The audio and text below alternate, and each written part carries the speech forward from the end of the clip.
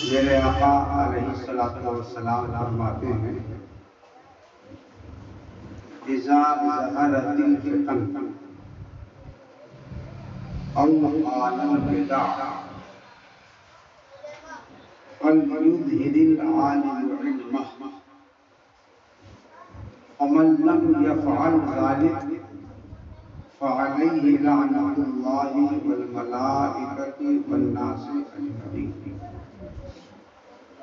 ولا يقبل الله منه صرفا ولا عدلا كما رواه الخطيب البغدادي في الجامع۔ بہت سے محدثین نے یہ حدیث نقل کی، اعلیٰ حضرت نے بھی اس کو کافی نقل کیا، اور اس زمانے کے تناظر میں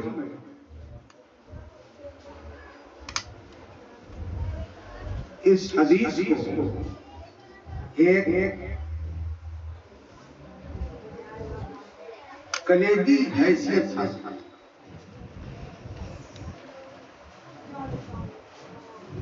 اسی سے میں اپنے گفتگو کا آغاز کروں گا، پھر آیت کریمہ کے ترجمے پڑھاؤں گا۔ پہلے والا یا آج والا راج اپنا نہیں رہا،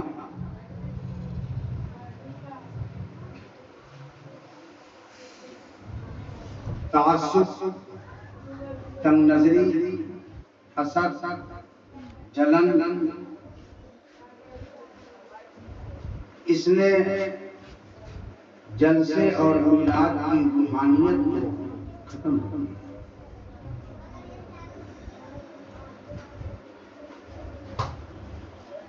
بہرحال میرے آقا فرماتے ہیں کہ جب دین کے اندر فتنے، خیالات ظاہر ہوں،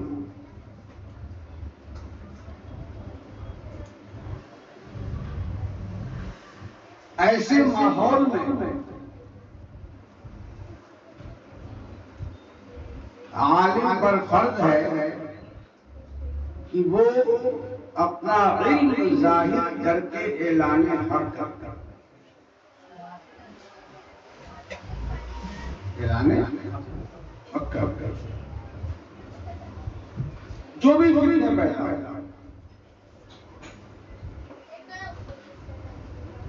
آگے میرے آقا فرماتے ہیں فَمَن لَّمْ يَفْعَلْ ذَلِكَ، اگر اس عالم نے، اس مقرر نے، اس پیر نے، اس صوفی نے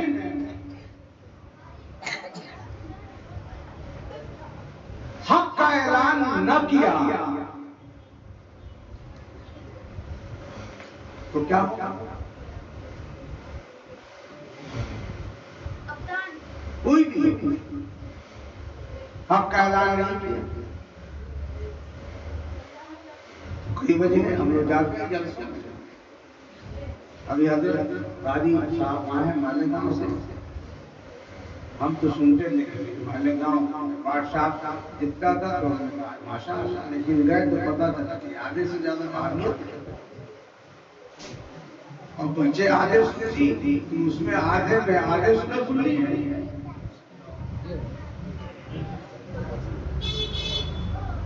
اور بادشاہ کا دنیا میں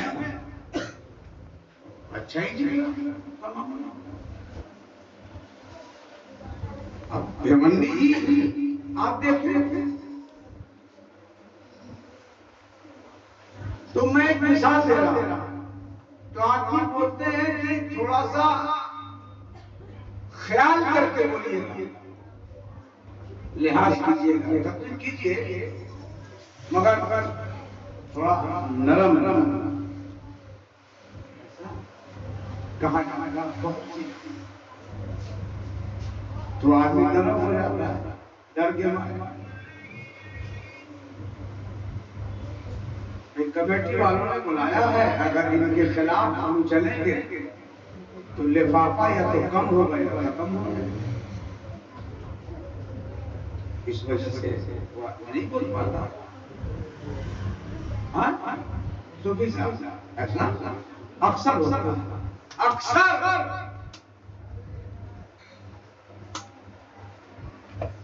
اب اسی میں جو دنیا دار ہیں جنہوں نے 10 سال میں گاڑی خرید لی، گھوڑا خرید لیا، زمین خرید لی، 50 کروڑ کی بلڈنگ بنا لی، وہ اپنا چل رہا ہے۔ اور جس نے پرواہ نہیں کی اور اس نے کہا کہ ہم کس کا خیال کریں، ہم تمہارے باپ کی طبیعت سے نہیں، رسول پاک کی شریعت سے چلتے ہیں، ہم تمہاری کمیٹی کا خیال نہیں رکھیں گے، اور تم مجھے کیا دے گا؟ اعلیٰ حضرت پہلے فرما چکے، کون دیتا ہے دینے کو منہ چاہیے، دینے والا ہے سچا ہمارا۔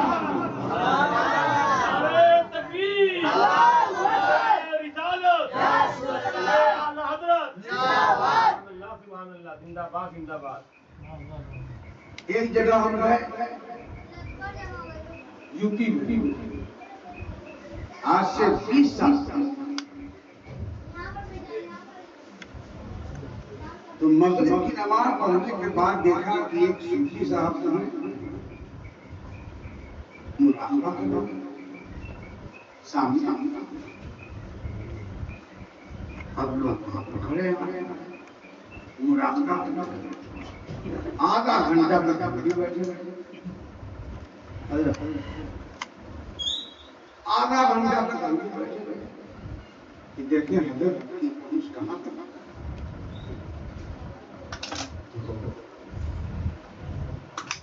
جب آدھے گھنٹے بعد مراقبہ ختم ہوا، سب لوگ چلے گئے اور صحابہ کا کلمات چھوڑ کر، تو ہم نے پوچھا حضرت ہم نے تو تصوف کی کتابوں میں یہ پڑھا کہ بند کمرے میں رات کے 12 بجے 1 بجے خلوت خاصہ میں مراقبہ کر کے توجہ اللہ حاصل کر کے اپنے قلب پر عشق مصطفیٰ کے نور کو برساتی ہیں،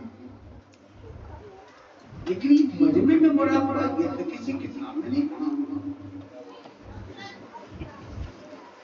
مجمع میں مراقبہ ہم نے نہیں پڑھا۔ تو کہتے ہیں آپ عالم ہیں، عالم ہیں، صحیح بات تو یہ ہے کہ مراقبے سے قوم قریب آتا، پھر ان سے ہمیں چندہ لے کر سچانا، یہ کہاں یہ مراقبہ توجہ اللہ نہیں، توجہ اللہ۔ تھوڑا سا اس میں غور کیجیے، یہ کیوں میں کہہ رہا ہوں کہ وہیں پر جب رد میں ہم نے تقریر کیا تو صوفی صاحب کو تکلیف ہو گئی، کہا کہ اتنا کس کے رد کیجیے، پتہ یہ چلا کہ سینکڑوں سلطنتیوں اور وہابیوں کا چندہ ان کے یہاں آیا ہے۔ تو ہم نے کہا کہ جو نبی نے پابندی علیہ السلام گرو جی صلی اللہ علیہ وسلم،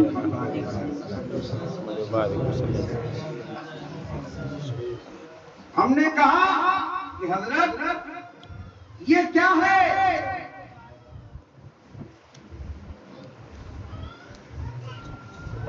تو اب یہ تصوف کا کون سا گوشہ ہے کہ جہاں پر صرف پیسہ آئے اور مسئلہ تو رخصت ہو جائے، دیوال کے پاس ہو جائے، بات سمجھ رہے ہیں؟ پیسہ رخصت، پیسہ آئے مسئلہ تو رخصت ہو جائے۔ اب جیسے مثال کے طور پر سرکار اعلیٰ حضرت رضی اللہ تعالی عنہ نے اس زمانے کے تصوف کی تعریف الگ کی۔ پہلے تھا پہلے زمانے میں کی مجاہدہ 20 سال 10 سال 30 سال 40 سال مجاہدہ کیا جاتا تھا تو دل کا جو زنگ ہے اس کو دور کرنے کے لیے سرکار اعلیٰ حضرت فرماتے ہیں کہ اس زمانے میں اپنے دل کے زنگ کو دور کرنا ہو تو ربط وہابیہ اور فرقہ باطنہ کرو تب تمہارے دل کا زنگ دور ہوگا. لا الہ الا اللہ کی تسبیح سے اور تسبیح الہی سے اور یہ ولاۃ اولاد سے یہ تصوف کے ظاہری اسرار سے کبھی بھی تمہارے قلب کا زنگ اور سیاہی دور نہیں ہوگی. ربط وہابیہ کرو ربط سلفیہ کرو تمہارے دل میں عشق مصطفیٰ کا جلوہ آئے گا.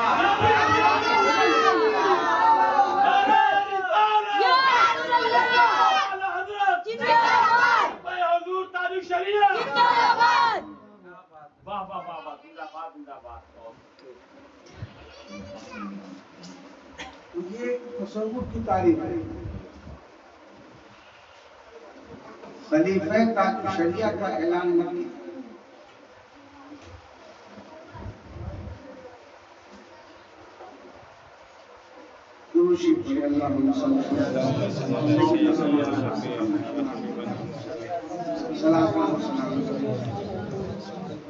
سرکار نے فرمایا تھا کہ یاروں نے میری ذات کو ذریعہ معاش بنایا. جملے پر غور کرو. یاروں نے میری ذات کو ذریعہ معاش بنا دیا. وہی حال تاج الشریعہ کو ذریعہ معاش. بات سمجھیے گا ہماری بات کو غور کیجیے گا. سرکار مفتی اعظم ہند رحمۃ اللہ علیہ نے آج ہی لا کر کے میرا نام بھیج کر کے یہ کر رہے ہیں حرکت کی. تو میں نے اس شبہے کو ختم کرنے کے لیے ہمارے شاگردوں نے اور ہمارے کئی علماء نے تاج الشریعہ سے خلافت دی اور اس پر پریشان فرما. ہماری غربت اتنی تھی کہ تاج الشریعہ جدے میں ہے. شوکت صاحب ہے وہاں سے خون حضرت نے کیا کہ شمیم نوری کو خون دو. یہاں بات کرنا تھا غلام محمد خان ناتوری کے بیٹے ہے تو درجنوں مرتبہ حضور تاج الشریعہ نے خود خون کیا ہے نا. ہم نے بھی سینکڑوں بات کی. بات یہ بتانا چاہتے ہیں قربت کی مگر خلافت نہ لی کہ کہیں ذریعے معاش نہ چلا. ایک نقطے میں بہت اللہ کے جو بنانا چاہے بن جائے. اب موبائل ہے چاہے اچھا استعمال کریں چاہے برا استعمال. موبائل میں ہمارے علماء کرام ائمہ مساجد بہتیرے دن رات لگے ہے نا. اچھا کام نہیں ہو رہا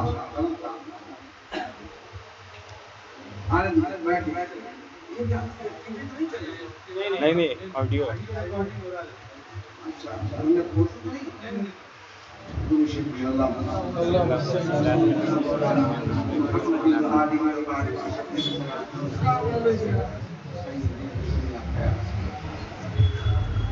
جی. تو جیسے ہم سرکار کے پاس گئے مرید ہونے کے لیے تو میں نے دیکھا کہ کرسی پر بیٹھا کے 4 لوگ کرسی پکڑے ہیں اور گھر سے لے کر مسجد رضا میں لائے. تو ہم کے پیچھے کرسی پکڑ لی. میں اس وقت بولا اس جماعت میں اور آئے تو حضرت نے وضو کیا. تو وضو کا طریقہ دیکھا. پھر اس کے بعد وضو کر کے جب نماز پڑھنے کے لیے حضرت تشریف لے گئے جماعت کے ساتھ تو ہم نے الگ ہو کر ایک کنارے کھڑے دیکھنے لگے کہ نماز کیسے پڑھیں۔ جماعت میں اس وقت ہم شامل نہیں تھے، مسافر تھے، تو دیکھا ہم نے کہ 4 لوگ 5 لوگ حضرت کو کھڑا کر رہے ہیں، اٹھا رہے ہیں، بچھال رہے ہیں، وضو کرا رہے ہیں، اور جب سب میں لے آ کر حضرت کو کھڑا کر دیا تو کیسے رکوع کریں گے؟ تو کھڑا کرنے کے بعد لوگوں نے چھوڑ دیا، تو رکوع سجدہ اٹھنا بیٹھنا سب سبحان اللہ۔ ہم نے یہ دیکھا الحمدللہ۔ اب وہ سجدے میں ایک پیر کی 3 انگلیوں کے پیٹ کو زمین سے لگانا واجب ہے اور 5 انگلیوں کے پیٹ کو زمین سے لگانا سنت ہے۔ تو اس پر میں نے دھیان دیا کہ 5 اس عمر میں لگے، 5 انگلیوں کے پیٹ زمین سے لگے ہوئے ہے نا، اور دبائے ہوئے ہیں، پوری انگلیاں گویا رخ کعبہ اور کیجیے گا۔ تو یہ کیفیت دیکھیے، ایک ٹائم ظہر، اصل میں ہم بغلی میں کھڑے ہوئے،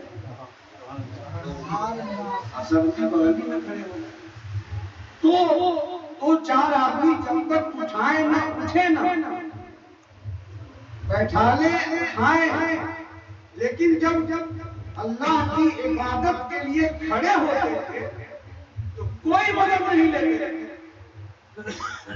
سجدہ رکوع انگلیوں کی کیفیت معذور کا حکم ہے نا، اگر معذور ہے تو انگلیوں کے پیٹ زمین سے نہیں لگا کے تو بھی نماز ہو جائے گی، مگر سرکار مفتی اعظم ہند کی نماز کو میں نے دیکھا تو 3 وقت کی نماز کو دیکھا اور ہر وقت دیکھا، دوسرے دن جانا تھا ہم نہیں گئے، جب حضرت نے نماز اس طرح سے پڑھی پھر عصر بعد ہم بیٹھ لیا، اب اولا جماعت میں پڑھنے والا کیا سمجھتا ہے؟ نماز کے بعد بیعت کے لیے جب ہم آگے بڑھے تو حضرت نے اپنا دست اقدس عطا فرمایا، زور سے کہیے سبحان اللہ، بیعت فرما دیا۔ اس کے بعد حضرت سے عرض کیا کہ حضور کچھ دعا فرما، تو حضرت نے فرمایا کہ جماعت میں اللہ تعالیٰ ان کو علم نافع عطا فرمائے۔ یہ سمجھ میں نہیں آیا ہمیں اس وقت یہ کون سی بات؟ حضرت نے علم دین نہیں کہا، علم نافع کہا۔ کیا کہا؟ علم نافع۔ تو میری سمجھ میں نہیں آیا، ہم لوگ علم دین پڑھنے نکلے، علم کون سا؟ آگے بڑھتے گئے، پوچھتے گئے تو کسی نے صحیح معنی نہیں بتایا، بدر ملت علیہ رحمۃ مولانا غلام الحق رشیدی رحمت اللہ علیہ اور بھی دیگر علماء تھے، ان کے پاس ہم نے یہ جا کر سوال کیا کہ حضرت یہ علم نافع کا کیا، علم دین کا کیا؟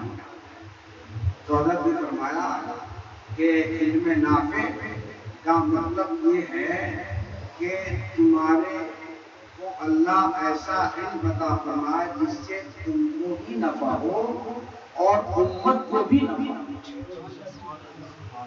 یہ علم نافع ہے۔ اور علم دین کے لیے ضروری نہیں ہے کہ قوم کو بھی فائدہ ملے اور تم کو بھی فائدہ ملے، یہ بتایا ہوا ہے۔ کیا مطلب سمجھے آپ؟ عالم دین ہے، مسجد کا امام ہے یا خطیب ہے، اور تھوڑا سا کسی نے اشارہ کر دیا کہ مطلب دھیان دینا یہاں کا حالات ٹھیک نہیں ہے، تو فوراً موضوع کو گھما دیا، تو اس کا علم نہ اس کو فائدہ پہنچایا نہ قوم کو فائدہ پہنچایا، وہ خود موصولت والی بن گیا، قوم موصولت والی بنا۔ ہائی علم دین، ہے علامہ، ہے مفتی، ہے خلیفہ، چاہے مفتی اعظم ہند کا خلیفہ ہو یا تاج الشریعہ کا خلیفہ ہو، بات خلافت کی نہیں ہے کہ اعلان کر کے ہم فیض حاصل کرنا ہی۔ تاریخ تصوف اٹھا کر دیکھو، ایک مرید جھوپڑی میں رہنے والا جس کو دنیا نہیں جانتی ہے، اس کے سلسلے سے فیض اس کو مل رہا ہے، مگر اس سلسلے کے خلیفہ کو فیض نہیں مل رہا ہے، کیونکہ فیض خلافت سے نہیں ملتی ہے۔ فیض جو روحانیت کا تسلسل ہے وہ حق پر قائم رہنے اور حق پر ڈٹ جانے اور حقانیت کا ذکر کرنے سے۔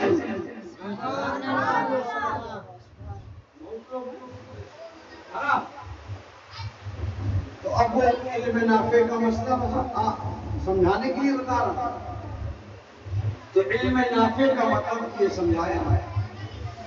اب علم نافع کا نتیجہ یہ ہے کہ دنیا میری کمزور ہے،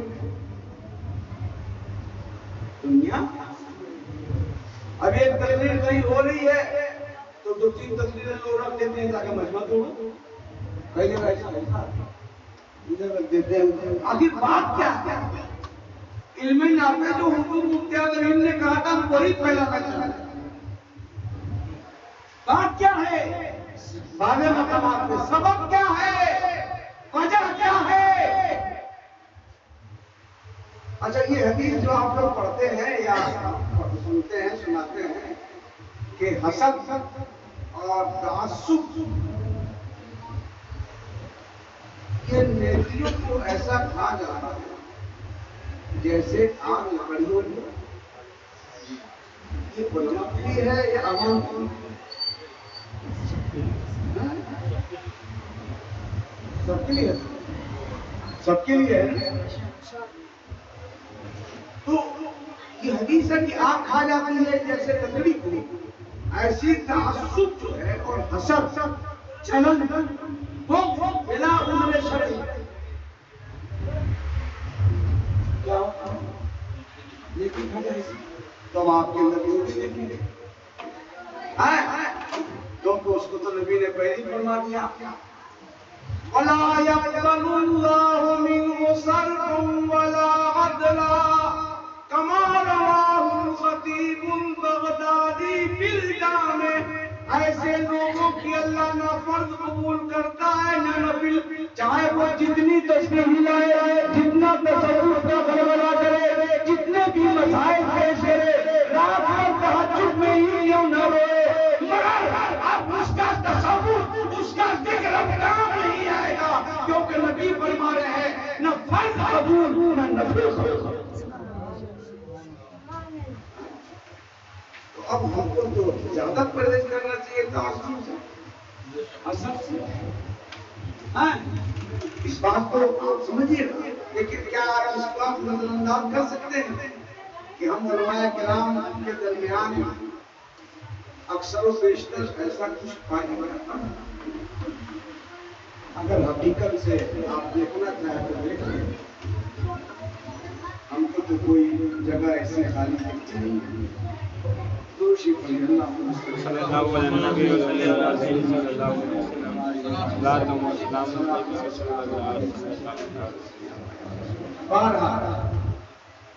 تو علم نافع کا یہ مطلب ہے کہ ہمیشہ حق پر قائم رہے اور حق کا اعلان کرے، سمجھوتا بولیے نہ کرے۔ تو یہ دعا دی تو ہم صرف دعائے مفتی اعظم ہند کا اعلانے کہاں کرتے ہیں؟ ہم جو ہے کسی کی ذات کو ذریعہ معاش نہیں کرنا چاہتے،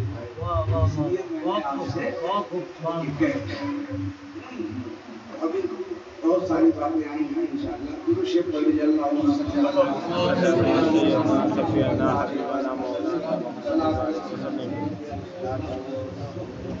دور پر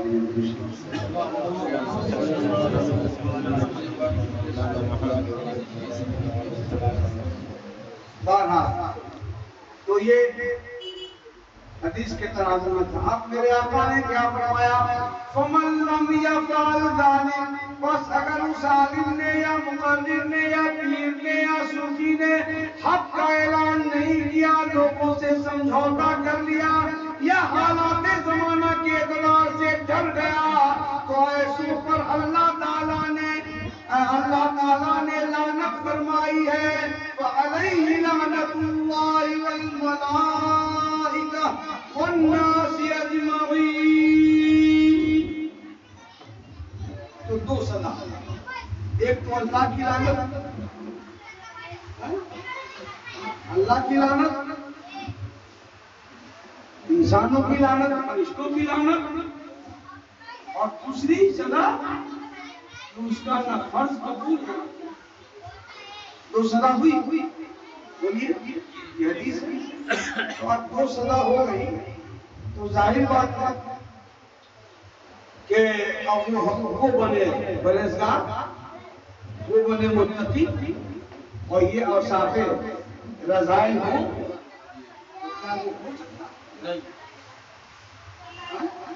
یہ سب ہم ہی کے لیے حدیث تھوڑے ہوتے ہیں، اپنے لیے بھی ہے، ہمارے لیے بھی ہے. اس لیے اس حدیث سے میں نے اپنے گفتگو کا آغاز کیا. اب تھوڑی دیر کیونکہ ہم پیشاور خطیب ہیں نہیں اور اپنے کو کوئی ٹینشن نہیں ہے، مہینے میں 30 دن ہے، 35 ترقی کر لیتے ہیں، اور کہیں 10-5 کو مل جائے تو مل جائے تو سبحان اللہ، اس کی بھی پرواہ نہیں. سمجھے کہ نہیں؟ جو شرطِ آدم کے غلام نا، ہم نے تو کئی جگہ تحریک چلائی کہ چلو نوری محفل کرو اور چلاؤ نظام، چلایا نظام، چلا رہا ہوں، مہینہ میں 30 دن 35 تک. پھر کیا چلے گا؟ مسجد میں تبلیغی جماعت آتی تھی، کہا چلو اس وقت ہم آتے ہیں اسی گاؤں میں، اعلان کر دیا دور میں جا کے ایک تقریر اور مجھے شامل ہو گئی. بولیے ہو گئی ہے، اسی کا نام تو تبلیغ ہے. اس کا نام تھوڑے ہے کہ پلین سے اترے، ٹائم کم ہے، 1 گھنٹہ تبلیغ کروں گا، فوراً گاڑی تیار کرو، مجھے فلاں جگہ جانا. تو اب یہ سلسلہ سرکار مفتی اعظم ہند کے حالات پڑھے، ہم نے حافظ ملت کو بھی دیکھا، مجاہد ملت کا بھی دیدار کیا، علامہ مشتاق نظامی کو بھی دیکھا. یہ لوگ جاتے تھے ایک پروگرام میں تو 4 دن رہتے تھے، امت کی ضرورتوں کو پورا کرتے تھے. یہ دین کا کام تھا، یہ شریعت تب جا کر کے مسلک اعلیٰ حضرت جو ہے پوری دنیا میں پروان چڑھا ہے. ان بزرگوں نے جو مسلک کو پروان چڑھایا، ہم اپنے قول و کردار سے مسلک کو ڈبا دیا. بہت عمدہ. ایک تقریر کے لیے ایک ہفتہ رک گئے. مجاہد ملت رحمت اللہ علیہ 2 روز کا پروگرام تھا اور وہ پہنچے پروگرام میں بنارس کے ایک دیہات میں. تو علامہ مشتاق نظامی، علامہ ارشد علیہ الرحمہ، سبحان اللہ، سبق کے پیڑے کے نام، مجاہد ملت اسی دن پہنچ گئے وقت سے پہلے، عصر سے پہلے مسجد میں.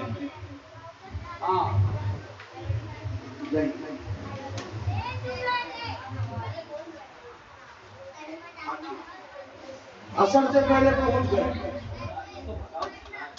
عصر پڑھی حضرت، مغرب پڑھی، عشاء پڑھی، لنگی پر تھے، کرتا پہنے تھے، کونوں پہچانے نہ. عشاء بعد اپنا وظیفہ پڑھ کے وہ کام میں مشغول ہو گئے. پہلی رات کے جلسے میں علامہ مشتاق نظامی نہیں آ پائے، ٹیلی فون کا انتظام نہیں تھا.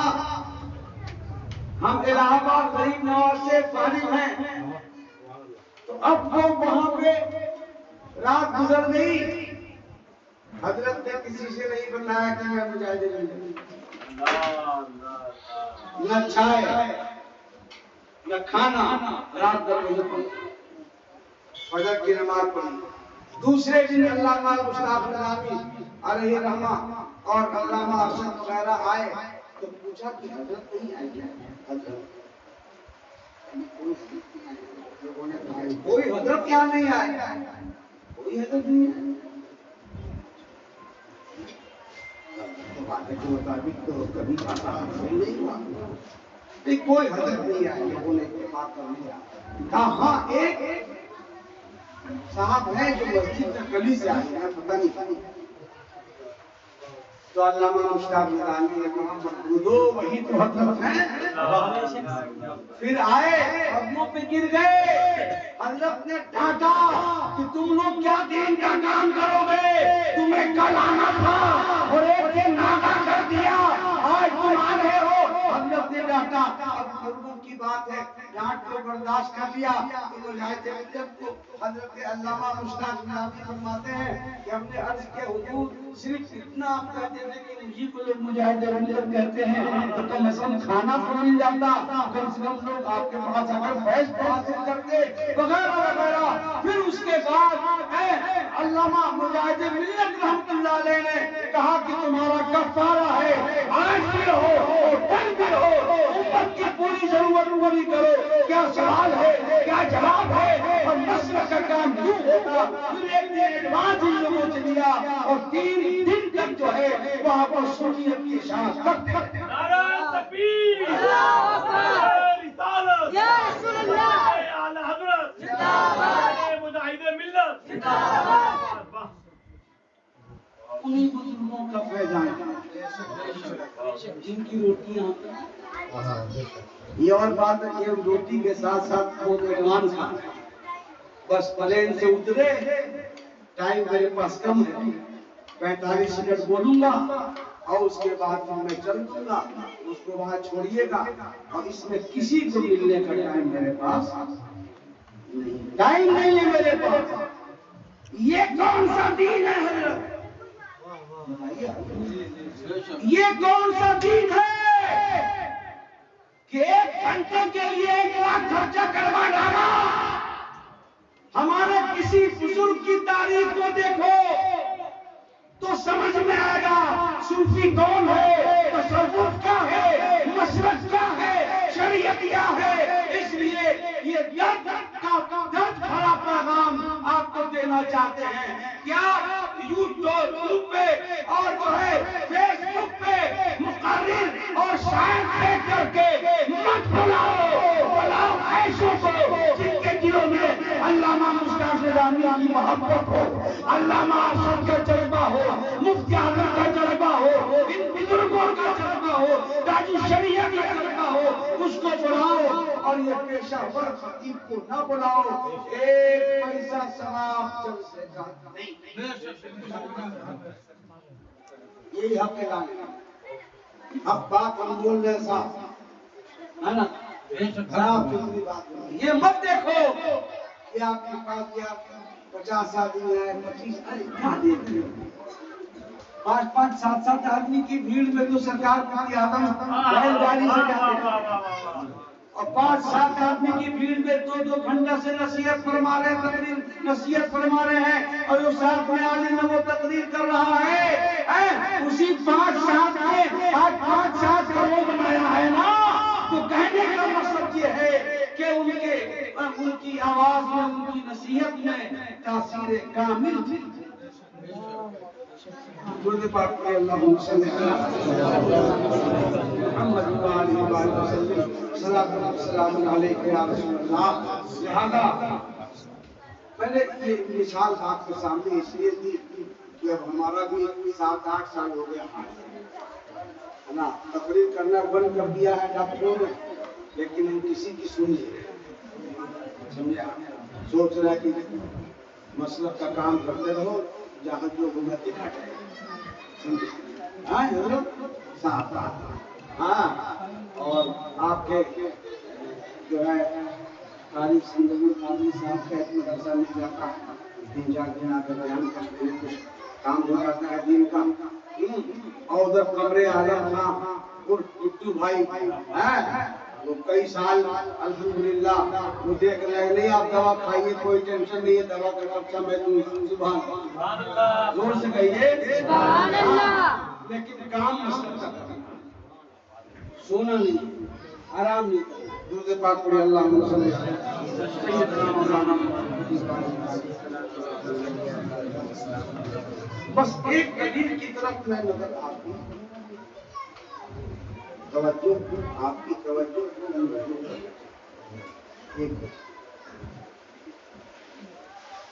دیکھیے کہاں ہے، ہاں ان کا نہیں سمجھی آپ لوگ کو ہوا نہیں کم ہے۔ ارے 11 اگر صحیح ہو جائے تو 11 نہیں کر سکتے، میں کیا سکتا ہوں۔ گرو شیخ میں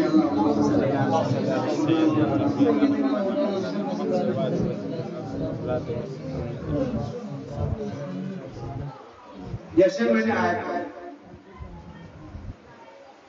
یہ آپ سب جانتے ہیں کہ دعا کہ اللہ نے ہم کو سیدھے رستے پر چلا۔ اس کا دوسرا ترجمہ اس زمانے میں یہ کر سکتے ہیں اہل سنت، یا اللہ نے ہم کو مسلک اعلیٰ حضرت پہ چلا۔ اہل سنت مسلک اعلیٰ حضرت پہ چلا۔ تو اب کون سا سیدھا راستہ ہے؟ تو اس کی وضاحت اللہ تعالیٰ نے فرما دی، ان لوگوں کا راستہ جن پر انعام نازل کیا، احسان اس پہ انعام کیا کہ ثواب ملے چلے آ گیا۔ انعم اللہ علیہم من النبیین والصدیقین والشہداء والصالحین، ان 4 جماعتوں پر ہیں، صالحین صدیقین۔ دوسری جگہ اللہ تعالیٰ نے فرمایا اطیعوا اللہ واطیعوا الرسول واولی الامر منکم، اللہ کی اطاعت کرو، رسول کی اطاعت کرو، اور علماء ربانیین کی اطاعت کرو۔ جو ہم بتانا چاہ رہے ہیں سنیے، 4 جماعتوں میں ایک جماعت نبیوں کی، صدیقوں کی، شہداء کی اور اولیاء کاملین یعنی علماء ربانیین۔ ان کا راستہ بولیے، یعنی اللہ یہ فرمانا چاہتا ہے کہ نبی کا راستہ صراط مستقیم ہے، ولیوں میں اور وہ غوث و خواجہ کا راستہ صراط مستقیم ہے، تو علماء ربانیین کا راستہ صراط اس کی طریق۔ تو صراط مستقیم کیا ہوا؟ علماء ربانیین کا راستہ سیدھا۔ تو اب ہم اس زمانے میں علماء ربانیین تلاش کرتے ہیں، کیونکہ دعا تو اللہ نہیں کر رہے ہیں نا، یا اللہ تو ہم کو سیدھے راستے پر چلا، جن پر تو نے انعام نازل کیا، تو احسان اور انعام اللہ نے سب پر نازل کیا، تو علماء ربانیین پر بھی نازل کیا، تو ان کا راستہ سیدھا راستہ ہے۔ اب ہر مسئلے میں ہم کو دیکھنا پڑے گا نا، ان کا راستہ سیدھا راستہ۔ اب ایک مائک کا مسئلہ لیتے، کون مائک سے پڑھ رہا ہے کون نہیں پڑھ رہا ہے اس کو نہیں جگہ، لیکن ہم آپ کے ذہن کو ذرا سا اس دلیل کی طرف لے جانا چاہتے ہیں کہ اس زمانے میں جیسے لوگ کہتے ہیں نا اس میں جو اختلاف ہے، کچھ علماء کہتے ہیں کہ جائز ہے، اب کچھ علماء کہتے ہیں مائک سے نماز ناجائز نہیں ہوگی۔ تو یہ اختلاف کی وجہ سے کہیں کہیں امام کو حکم یہ ہوا کہ تم دل میں عقیدہ اپنا جمال و اعتقاد کہ بھیا ہم تو نہیں پڑھ رہے ہیں، تم لوگ کہہ رہے تو پڑھا دیں، یہی ہے نا۔ لیکن اب ہم نے جس مسجد میں 3 جمعہ تقریر کیا، چوتھے جمعے میں مائک میں بولے خود بتا سمجھایا نہیں اس کو، واہ واہ واہ ٹھیک سے سمجھایا نہیں ہم نے، تو اس کی ایک جھلک ہم نے اللہ کا ارشاد ہے کہ علماء تو بہت ہوں گے مگر تم کو علماء ربانیین کی پیروی کرنی ہوگی۔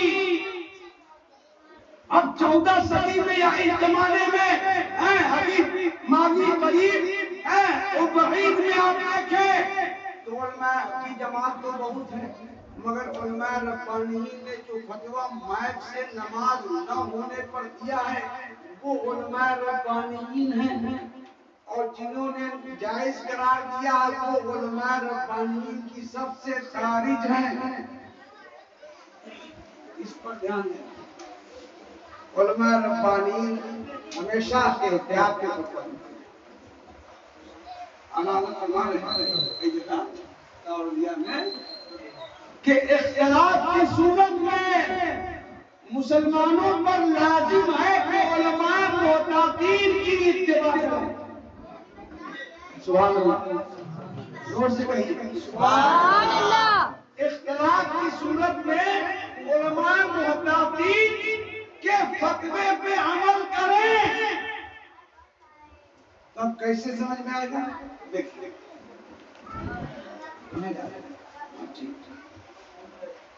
دیکھیے نماز ہو رہی ہے آپ کی مسجد اور امام صاحب نماز پڑھا، 4-5 صف ہے یا 10 صف ہے، امام صاحب بھول گئے، اتفاق سے مقتدیوں میں کوئی عالم یا حافظ تھا نہیں، اس نے لقمہ نہیں دیا، وضو کر کے آ رہے تھے مولانا صاحب، انہوں نے لقمہ دے دیا تو امام صاحب نے لقمہ دے دیا، نماز ہو گئی؟ بولیے نہیں کیوں؟ جماعت سے خارج ہے، جماعت سے خارج۔ وہ عالم تھا جس نے لقمہ دیا، مفتی تھا، محدث تھا، لقمہ دیا، تلقن من خارج کی وجہ سے نماز فاسد ہو گئی۔ کس کی نماز فاسد ہو گئی؟ امام کی نہیں، سب کی نماز فاسد ہو گئی، سب کی چلی گئی۔ اور اگر نماز کے اندر ایک جاہل نے لقمہ دے دیا اور وہ نماز میں تھا تو نماز ہو گئی؟ کوئی بات سمجھ میں آتی؟ تو سرکار مفتی اعظم ہند قطب العالم جن کی نگاہ ظاہری اور باطنی نے پاکستان کی کئی کمیٹیوں کو دھم دیا چاند کے وسیلے، غور کیجیے گا، تو مفتی اعظم نے کیا فرمایا کہ مائک پر جو ابتدا کرے گا اس کی نماز فاسد ہے۔ کیا ہے؟ اور چونکہ عالم ربانی ہے، کیا ہے بھئی عالم ربانی ہے نا، اس میں کون انکار کرے گا؟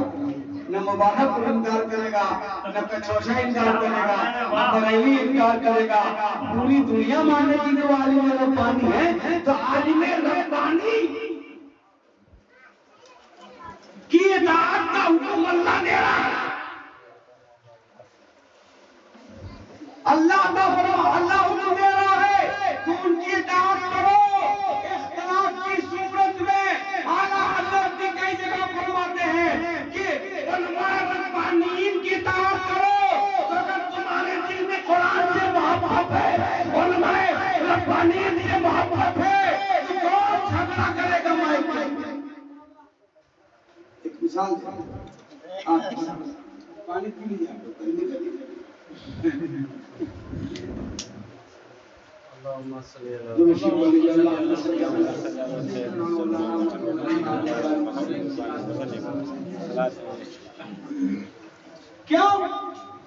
کہ امام کی آواز 4 سب بن جاتی ہے تجربہ، لیکن اب مائک لگنے سے امام کی آواز 400 تو بولو امام نے خارج کی مدد سے نماز پڑھائی گئی، جو آواز پہنچی مقتدیوں تک اس میں خارج کی مدد ہے کہ نہیں؟ حضرت آپ نے فرمایا خارج کی مدد ہے کہ نہیں؟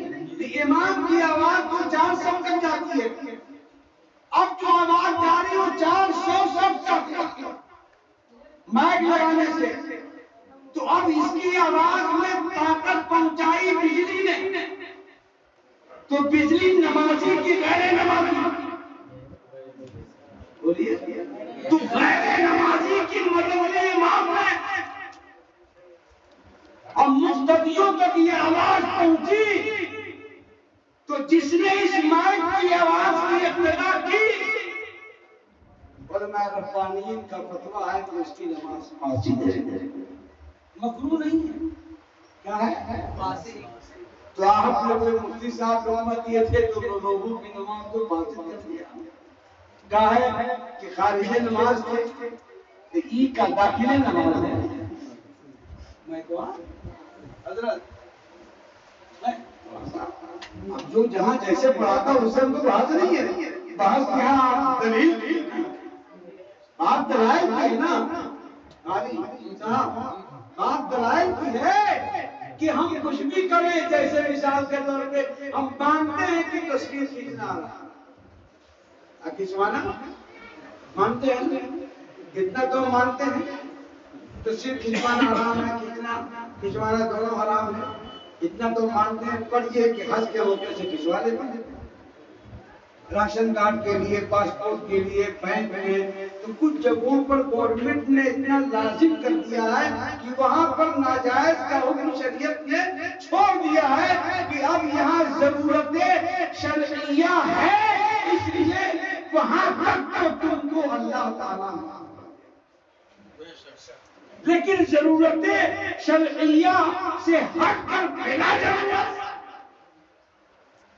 ان کا موبائل حضرت جب موبائل پڑا تب ان کی بٹیا بھی حضرت لوگ موبائل کھول رہے تو ان کے ساتھ ایک ہی بیٹی یادگار ہے، حرام ہوا نہیں، وہاں کون سی ضرورت ہے حضرت؟ ایک مثال دی میں نے آپ کو، تو آپ اتنا تو مانیں گے کہ تصویر کھینچانا حرام ہے، تو اتنا تو ماننا ہی پڑے گا کہ علماء ربانی نے فتویٰ دیا کہ مائک سے پیچھے نماز سے نماز جائز نہیں، کہ اس پر تو مہر آپ کو لگانا ہی پڑے گا، کیونکہ رب نے فرمایا اولی الامر منکم، علماء ربانیین کی پیروی کرو، سب عالم کو مت دیکھو، وہ منطق جانتا ہے، فلسفہ جانتا ہے، علامہ ہے، کتنا بڑا محدث نہیں، اس کے اقوال و افعال کے دار اور کلچر کو دیکھنا پڑے گا کہ اس کا افعال و کردار جو ہے علماء ربانیین کے نقش قدم پر ہے کہ نہیں، کہ صرف علم بولتا ہے، اگر صرف علم بولتا ہے تو کوئی مطلب نہیں، اور عمل بولتا ہے تو سبحان اللہ، سمجھا؟ اس لیے مطلب ایک مثال دی میں نے کہ علماء ربانیین کے فتوے پر چلنے کے لیے بزرگان دین نے تائید فرمائی اور توثیق فرمائی، اختلاف ہو گیا ہے، مبارک نکالا اس کا اختلاف ہوئی، کلیام ہو رہا۔ اب ایک قاضی جو ہے مفتی محمود اختر صاحب یہ شہر بریلی نائب قاضی بنا پڑتی بنا دیے تھے، اب نہیں برداشت ہوا تو ایک اور بنا دیا گیا، یہ نائب قاضی بن گیا نا، دونوں سن ہی ہے نا، بولو آپ ہے نا، تو اب آپ کدھر جائیے گا؟ ہم یہ پوچھنا چاہتے ہیں، بند ہو گئے، آپ جائیے گا کدھر؟ آپ کے لیے قرآن کیا کہتا ہے، حدیث کیا کہتے ہیں، فقہ کیا کہتا ہے؟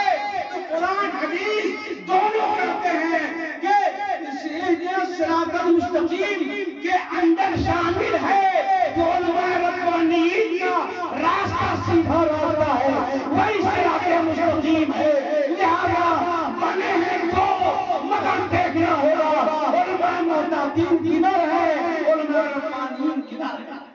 بے شک یہ دیکھ لیں اب شاید کہ اس شاید کی بات جلدی کوئی نہ بولے ہے نا جلدی کہاں کوئی نہ بول پائے گا اب بولے گا کہ دقت ہو جائے گی کیوں ہوگا لیکن ہم کیا بولتے ہیں نہیں آدمی نے فرمایا ہے تاکہ علم نافع عطا فرماؤ تو ہم وہی علم نافع بھلے جیب کٹ گئی ہماری وہ بات الگ ہے مگر اعلیٰ حضرت نے کیا درس دیا یا رسول اللہ تیرے ٹکڑوں سے پلے غیر کی ٹھوکر پہ نہ ڈال چھڑکیاں کھائے کہاں چھوڑ کے صدقہ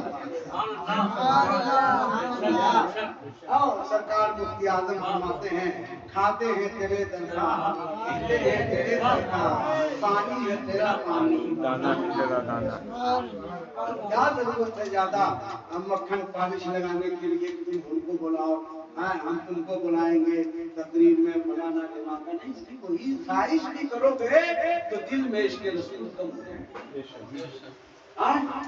بھائی صوفی کون ہوگا تو حضرت نے فرما دیا آپ تحقیق کیجیے کہ اس زمانے میں جب تک حق نہیں بولے گا وہ ولی اور صوفی ہو ہی نہیں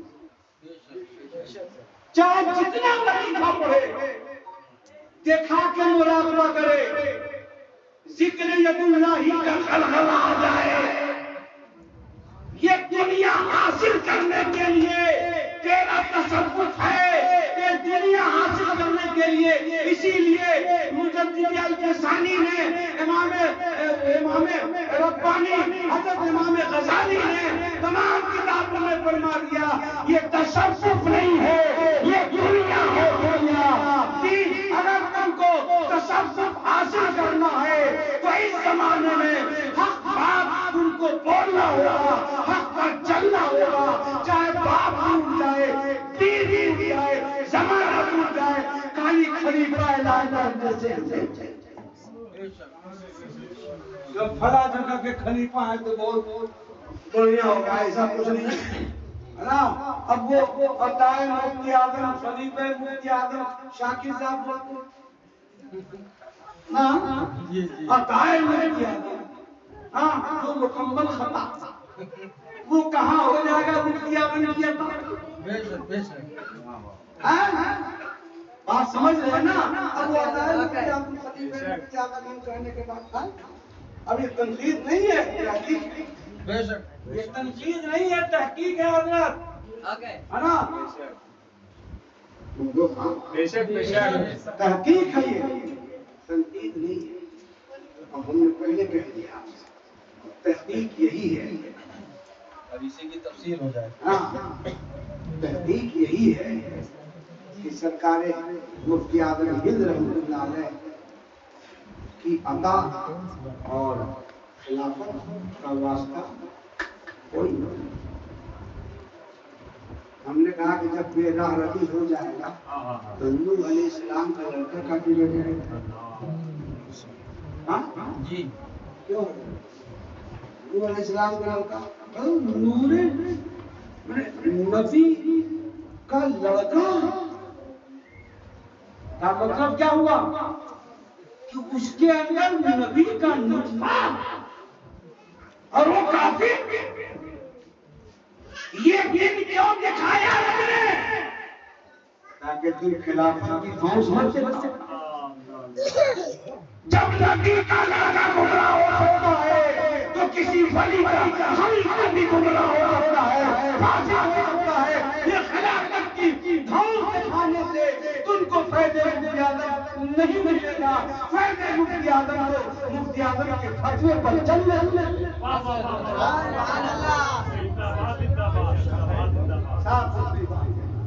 اب جو آپ کے سامنے ہم نے گفتگو کی ابھی اسی میں سے کچھ رہ جاتی ہے باتیں جو کل رات میں اگر آپ تشریف لائیں حضرت علامہ مولانا محمد علی نظامی صاحب صوفی نظام الدین رحمت اللہ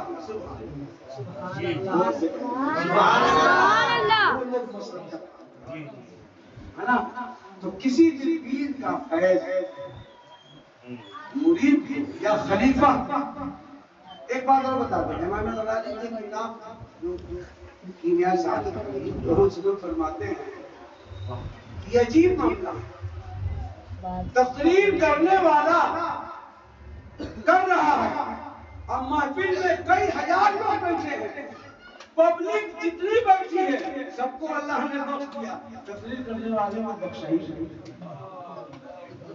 اب تو آپ سنیے، پبلک سننے کے کہے گی ہم تو بخش دیے گئے، یہ بات آپ کی چھپا دیتا ہے۔ نمازی سب بخش دیے گئے، ہے نا، پبلک سب بخش دی گئی، صوفی صاحب نہیں بخشے، امام صاحب نہیں بخشے گئے، مقرری نہیں بخشا گیا۔ یہ کون لوگ بول رہے ہیں؟ یہ وہ اولیاء بول رہے ہیں جن کی نگاہوں کے سامنے لوح محفوظ رہا کرتا ہے، یہ وہ لوگ بول رہے ہیں۔ بتائیے کیا کہ خلافہ کا اور مریدی کا اور تصوف کا پھٹورا پیٹنے سے تم کو نہ صوفیت ملنے والی ہے نہ فیض ملنے والا ہے۔ مفتی اعظم کا کردار اپنا لو، فیض کو ضرور